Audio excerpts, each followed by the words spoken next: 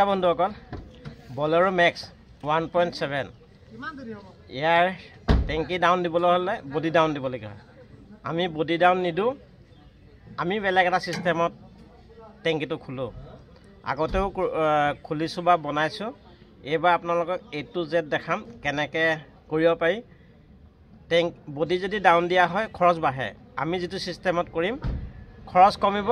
আৰু পিছৰ বাৰটো খৰচ কমিব এবাৰ খৰচটো কমিব পিছৰ বাৰটো খৰচ কমিব আৰু কেনে কৰিম ভিডিওটো সকলোবোৰ দেখাম এই ভিডিও যেতে বলক আমি ভিডিওৰ মাজত সমাজ আপোনালোকক সকলোবোৰ দেখাম এই ভিডিওত কেমাৰ টেংকি নমা হৈ গ'ল টেংকি নমতে আমাৰ কষ্ট নহলে নাই বডি ডাউন দিছো নাই আমি খালি এই মাথাটা কাটি লৈছো এই মাথাটা কাটি পেলাই টেংকি ডাউন দিবলগীয়া আছে আমি টেংকিটো নমাৰ পাছত মটৰটো খুলিলো মটৰটো কিমান জাম আছে সব বন্ধুসকল এই জামটোৰ কাৰণে সাউণ্ডটো দিছিলে আৰু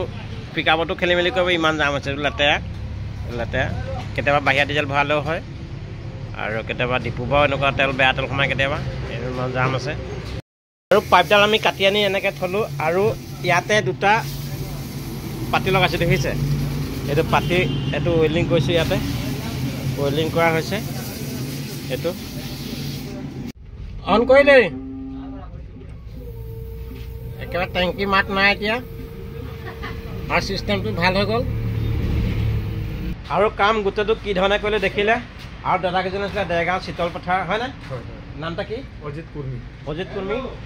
দাদা আহিছিলে আৰু কামটো কেনেকুৱা হ'ল কওকচোন বা একেমুখে বহুত ভাল লাগিলে কামটো মানে মোৰ ইমানে টেনশ্যন হৈছিলে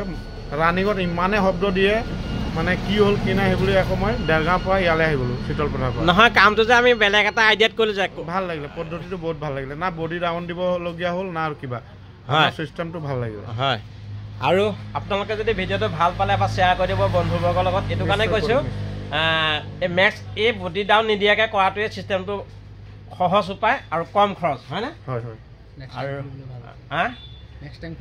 নেক্সট টাইম খুলিবলৈ হ'লে খৰচো কমিব আৰু এবাৰ শ্বেয়াৰ কৰি পেলাই ভিডিঅ' বন্ধুবৰ্গৰ লগত জনাই দিব আৰু নিশ্চয় জনাম আৰু ভিডিঅ'টো ইমানতে সামৰিলোঁ ধন্যবাদ জয় অসম